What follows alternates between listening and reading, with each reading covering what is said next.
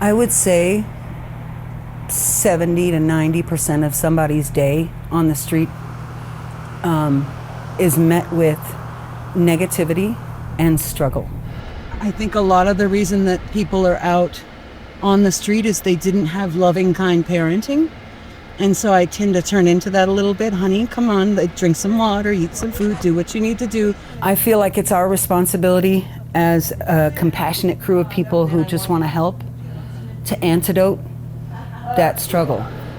Two-Tone Grant is behind the wheel of a loaded van on a Thursday afternoon in June, with temperatures approaching 100 degrees. Electrolyte drinks and water.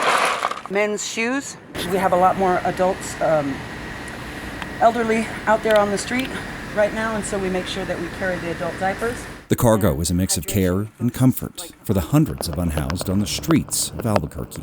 We take emergency survival items out to our homeless community.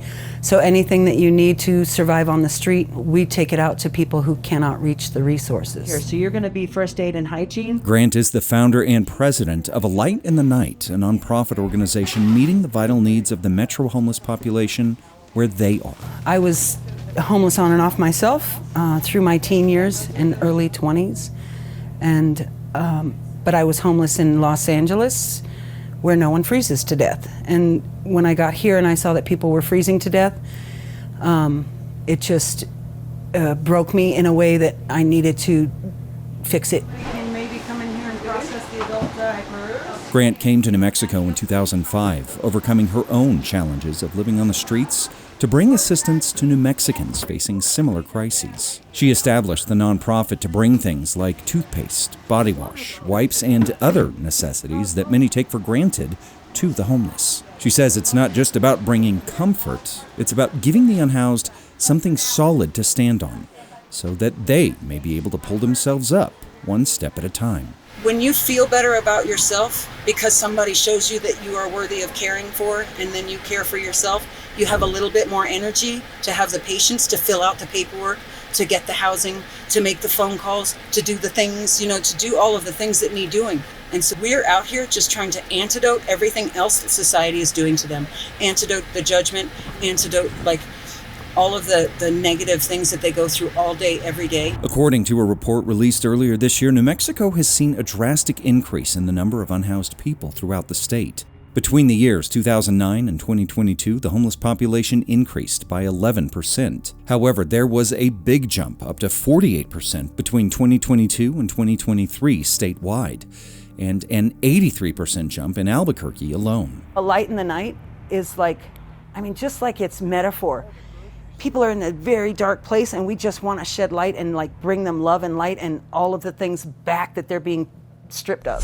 The day I went along with Grant for what the organization calls a give, we met a number of individuals who were dehydrated, in need of medical attention, and one woman who was grateful for the donation, saying that she had a job interview that she needed to prep for. Whatever I give you extra, just give it to somebody else, okay?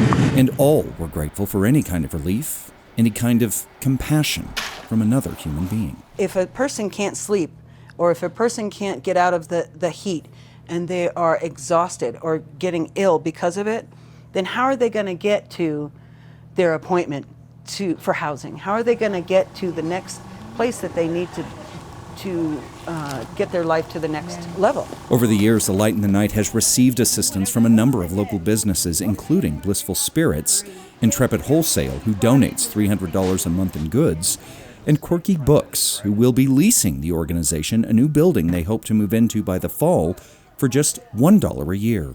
But the organization's engine runs primarily on the selfless work of Grant's team of volunteers, who sacrifice just a small amount of their time for others. I think most people live a much more fragile life than we want to acknowledge, and the impact of not having a home is it's an unsafe situation for people, and just basic human dignity is lost.